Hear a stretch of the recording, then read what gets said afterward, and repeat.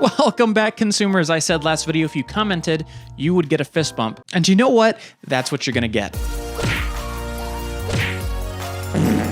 All right, today we're gonna dive into something that affects all of us. It is the wave of consumerism on TikTok, YouTube, any platform that you can think of. And it's really more than just the ads. It's the integration of the content and the ad all in one. Recreating frozen moments from Series 5. Here it is, the moment you have been waiting for.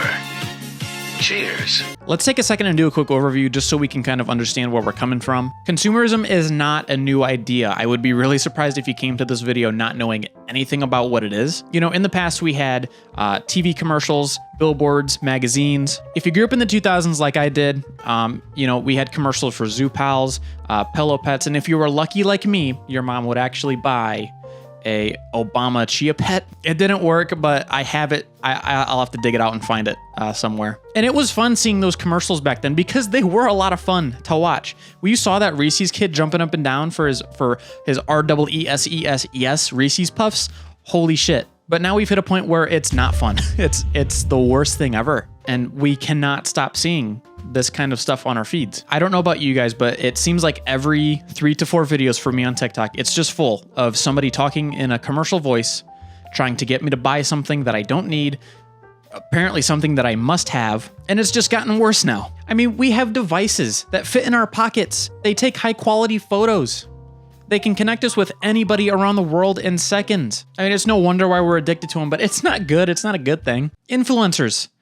Just stop. I'm kidding, okay? Influencers, you can do whatever you want. Literally, apparently. It seems like nobody even really gets in trouble for content farming, stealing people's work and re-uploading them.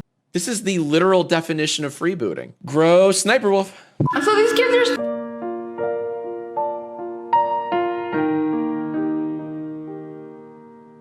Which is still terrible. It's still not a good thing, but I think we really need to consider drawing the line when they try to sell us stuff. Especially as media consumers, we need to be a little more vigilant. Influencers have really been able to mold society into a materialistic, you need this kind of thing rather than a, do I really need this thing? What could the motivator be though? Why would they be trying to do that? What could this mysterious motivator be? Why are they doing it? It's money.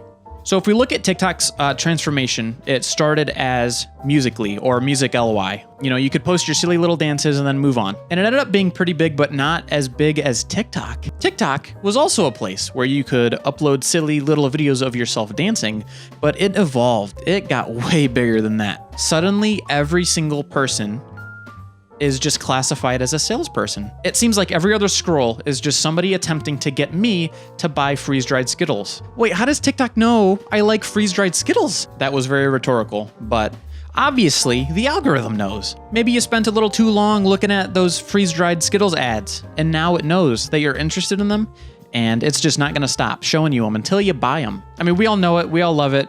We love it sometimes only because it knows us better than we really know ourselves. It's kind of like that friend who insists you have dessert or just keep eating even though you're on a diet. Every time they say, oh, come on, man, it's only one more. It's only one piece of cake. And then it's just so tempting that you decide, okay, fine, just one time. That's what the algorithm is trying to do to you. So I very quickly just want to switch gears for a second to my favorite platform, YouTube. I specifically want to talk about brand deals because you and I both know any YouTuber who's accepted a Raid Shadow Legends brand deal has never played that game in their life. YouTube, though, is just a whole different ballpark. You click on a video to figure out the optimal way to make scrambled eggs, and then randomly you find yourself clicking on links to buy things you didn't even know existed, with some influencer with the nicest looking face being like, hey, guys, trust me, the scrambled egg cooker 3000 is the best thing I've ever owned, please buy it. And it just seems so convincing. I also want to take another direction and talk about the established titles scam that kind of went around about a year ago, I think.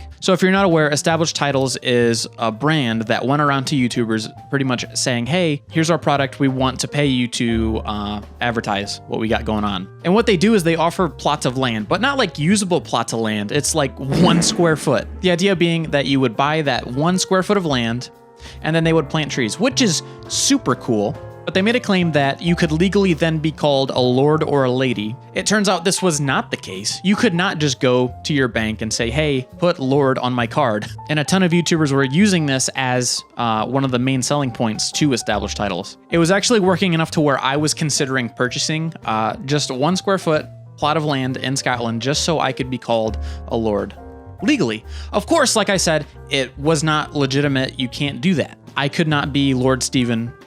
I could not put that on my credit card. So who is even responsible for this new age of consumerism? Is it influencers for accepting the deals? Is it us for believing in them? How transparent are they being? Do they need to be more transparent? Sometimes it's hard to tell where the content ends and the commercial starts.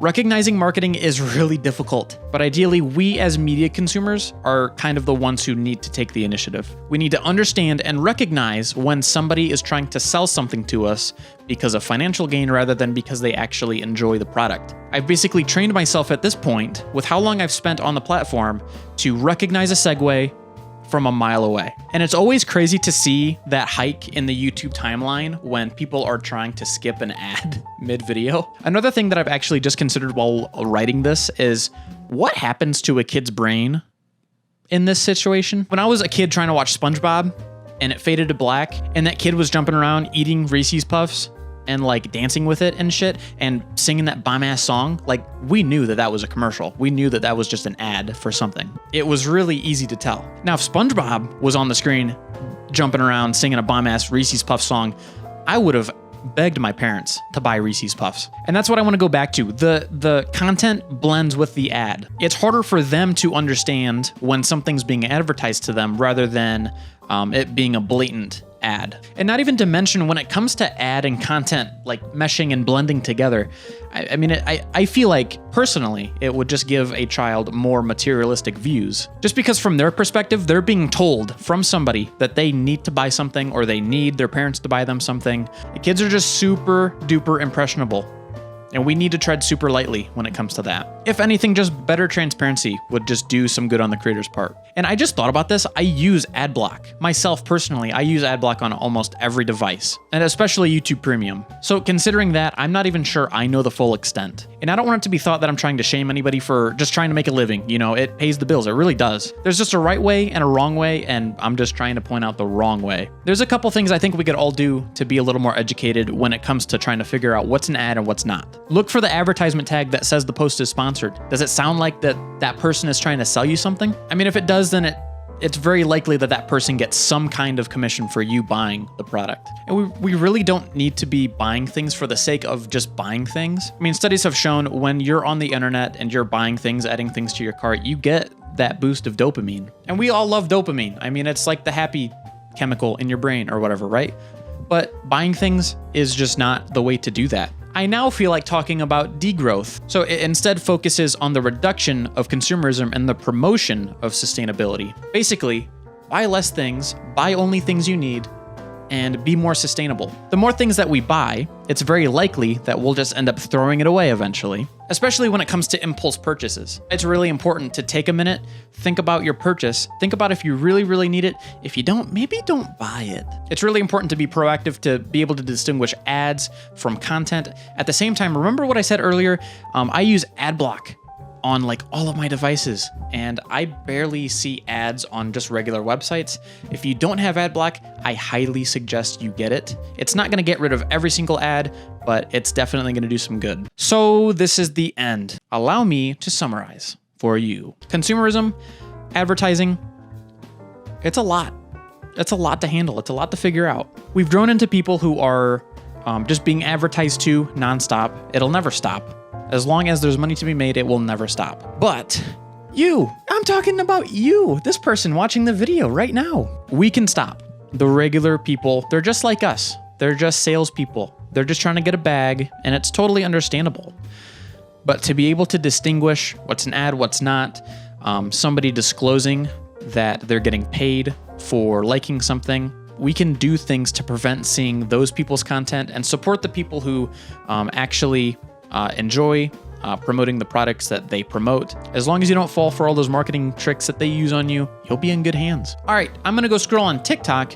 Hope you guys enjoyed the video. Please feel free to like, feel free to subscribe. And in the comments, please let me know what you think. Are you good at not being sold random products strangers promote to you on the internet? Is there anything that I missed that you want people to know in the comments? Maybe I'll pin it. And I want to wrap up being as genuine as possible. I really, really do appreciate you guys. I used to make content in the past, but I've never really enjoyed making the content that I used to make as much as I love making this kind of stuff. And even if I'm talking to nobody, it's still a lot of fun to be able to get my thoughts out in a silly, wacky way, but to be as real as possible. All right, thanks, bye.